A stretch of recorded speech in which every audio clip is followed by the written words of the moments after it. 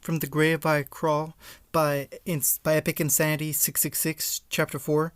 3 years gone by. Standing in the middle of a clearing, a now 16-year-old Naruto stood in silence, his head down with his ears focused and eyes closed. His hands hovered over the two revolvers holstered to his side. He now wore a black coat with a hoodie with orange inside over a skin-tight muscle shirt, a pair of jeans with a chain acting as the belt, with a pair of black boots and fingerless gloves. Tilting his head to the left at hearing something spring loose, his eyes flashed open. With his revolvers unholstered and aimed, he fired the left one, while the other was instinctively aimed to the right to fire. Seeing the now headless Beowulf Grim, he turned to see a wounded Beowulf lying on the ground beside him. It looked up to Naruto, looking down at it before he raised his foot and stomped down, leaving a crater in the now fading corpse. He looked up to see he was surrounded by the rest of the pack.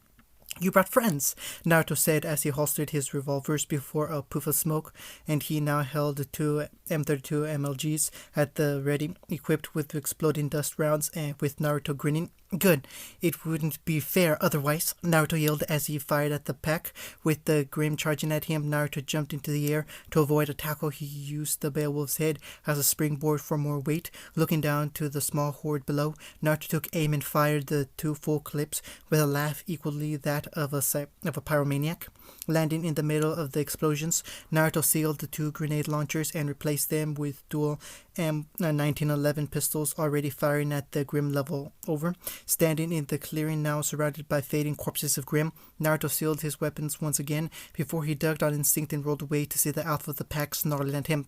"Ah, was wondering where you were. So, wanna dance?" Naruto said as he got ready to fight, making a growl before Naruto shook his head in a sad manner. Smiling, he unsealed one of his favorite weapons in Remnant. Seeing the weapon's 6 barrels spinning, the alpha let out a yelp before it was gunned down by the M134 minigun that Naruto held with ease. Looking to the alpha's corpse, Naruto admired his handiwork before the voice of Julia and Derek flew in the air, making him turn to see his adopted mother waving for him. "Hurry it up! You're not getting into Beacon out here!"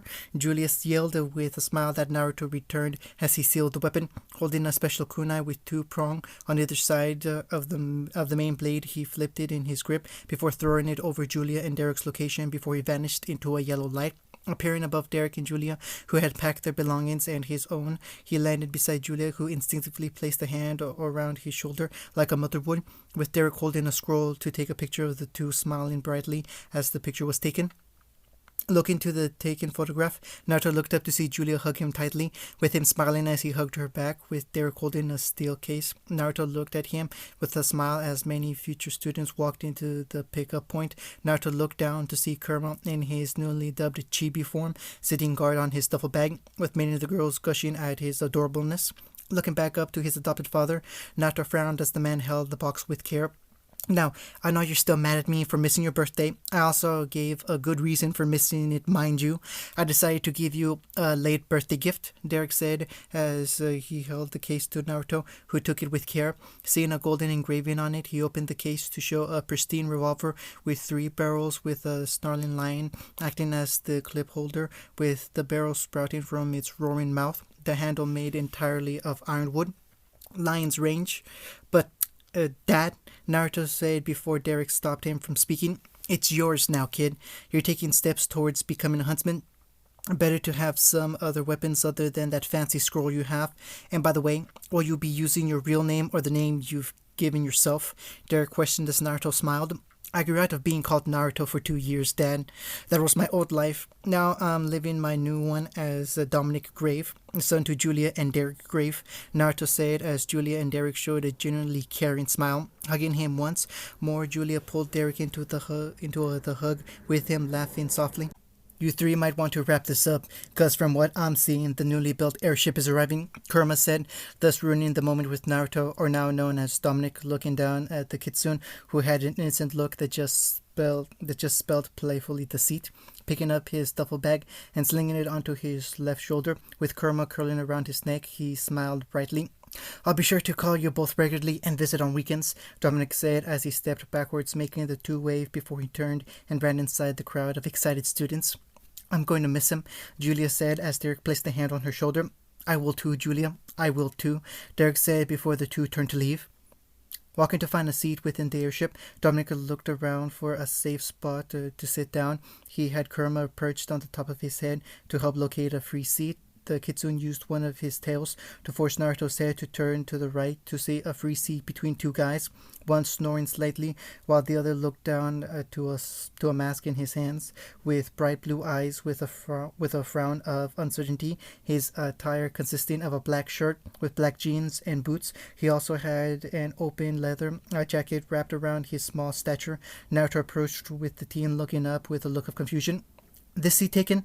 Dominic said sheepishly while the teen looked to the spot next to him. He scooted over in an offering manner, allowing Naruto to sit down with a sigh, with the two sitting in silence. Looking around in curiosity, the teen turned to Dominic to introduce himself.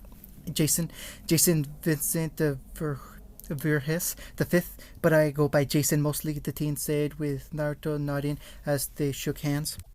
Jason Vincent Voorhees the fifth, but I go by Jason mostly, the teen said with Naruto nodding as they shook hands.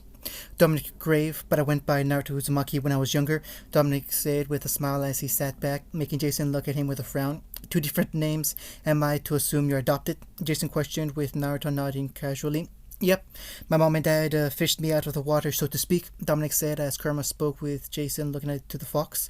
He was on shore, not in the water. Talking fox. Well, now I've seen everything, Jason said as he sat back like Naruto did. It was this moment the supposedly sleeping teen to his right spoke. Really, from what I remember, we have humans with animal traits being treated like dirt because of some moronic dictatorship. And speaking of treated like dirt, the teen said as he looked to the left at hearing a scuffle, making Naruto frown. He saw the crowd of students shoving bat faunus around with his eyes closed while one of the assholes wore a set of specially made sunglasses that had a red tint and side guards. Excuse me for a moment, Dominic said as he stood up. Walking to the crowd, he saw the teens with the sunglasses aim to throw them in the bin. He decided to be the good guy and catch them in midair, making the crowd look at him as he approached the two bullies. He ducked and kicked one of their legs out from under them. He stood back up before his knees to collide with the bastard's chin. Startling the other bully, Naruto spun with a kick that sent the teen to the ground, clutching his chest at the force behind the Kurama-powered kick. Looking to the crawling bat faunus, Naruto grabbed his right hand and placed the glasses in his hand, allowing the faunus to put them on quickly. He blinked to readjust his eyes. He stared up at the hand Naruto held out for him. The faunus grabbed it to stand up, showing he was the same height as he was. Nodding in thanks for before leaving, Naruto felt himself forcefully turn to the supposed leader of the bullies. Naruto rolled his eyes before kneeing the kid in the balls, which made the teen and spectators cringe and hold their junk while the girls winced.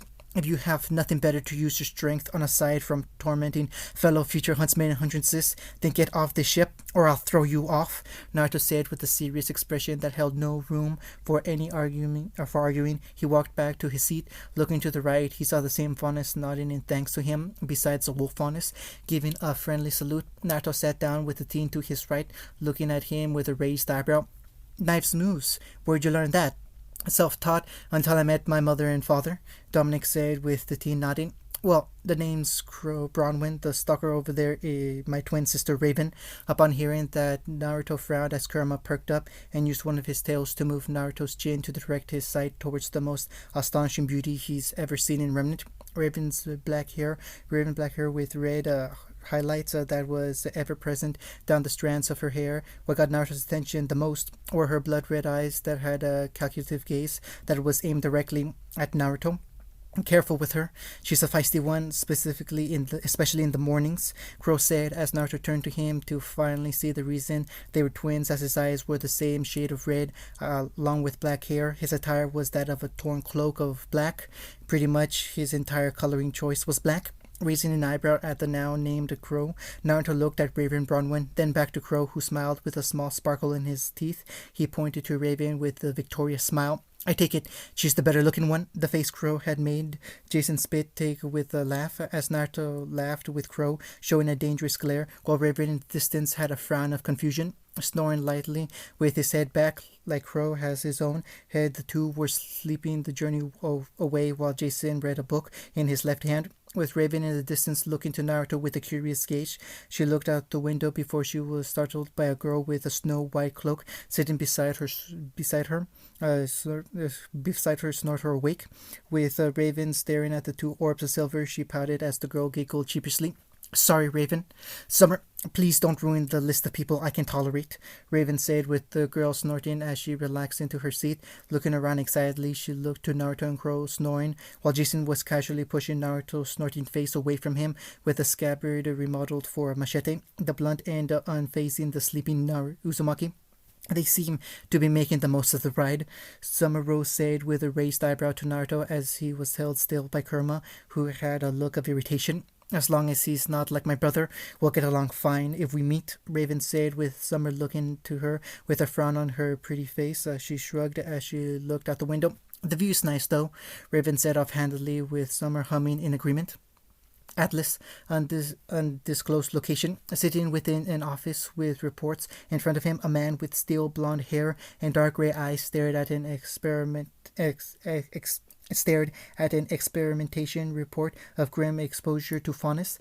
Sifting to another folder with a cigar lit in an ashtray, the man narrowed his eyes at names of potential breakthroughs, two of those names being Dominic Grave and the one Lucian Wolfblood.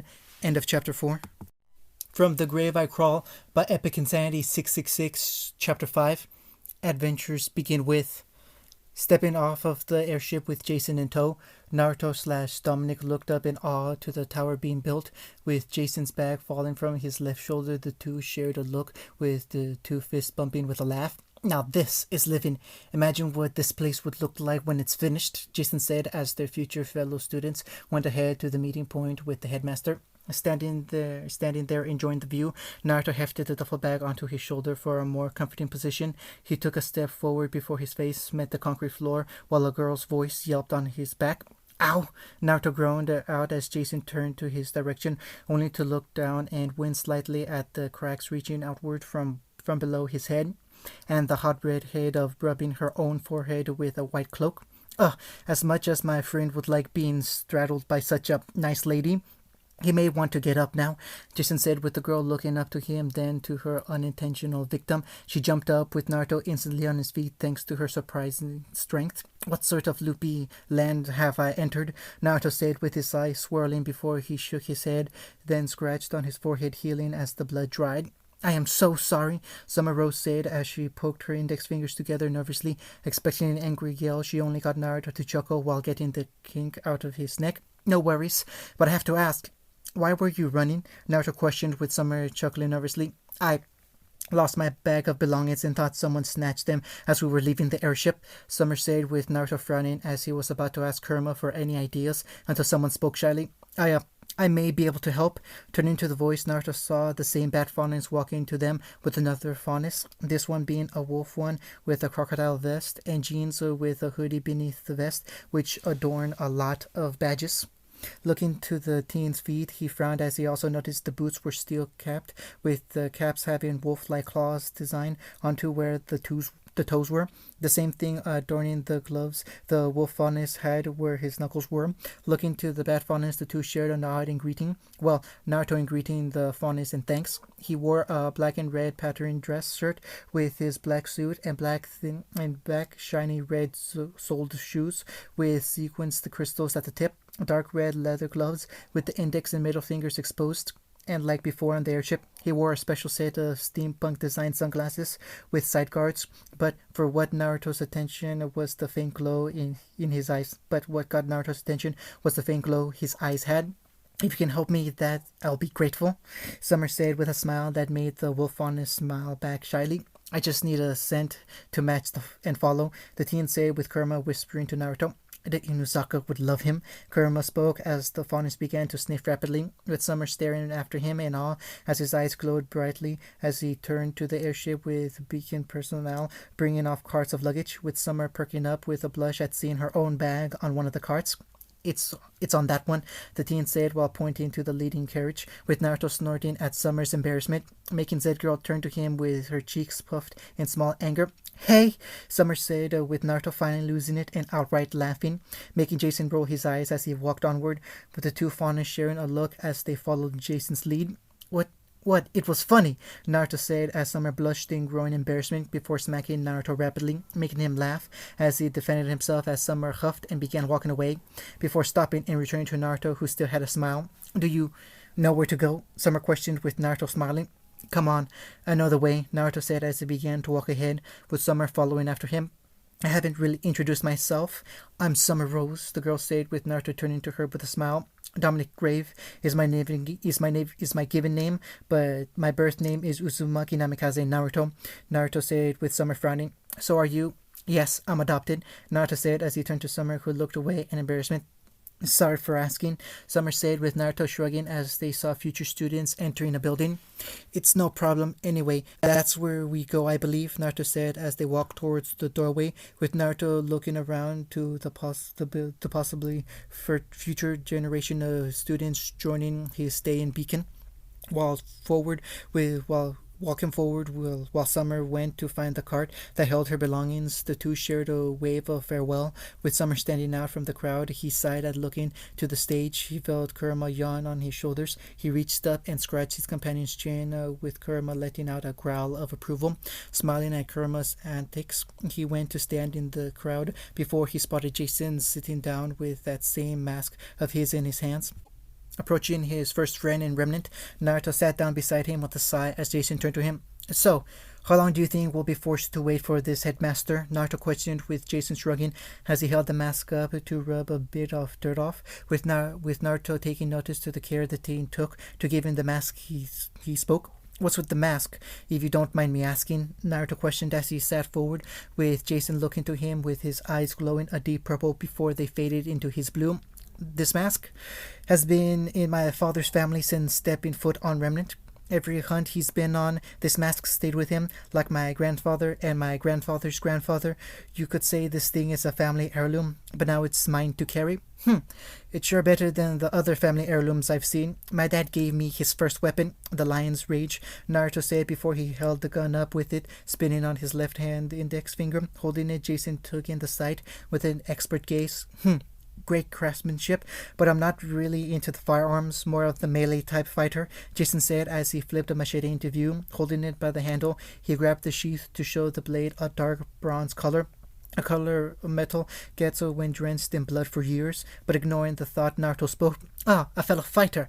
My arsenal isn't held back by just firearms. Behold, my favorite.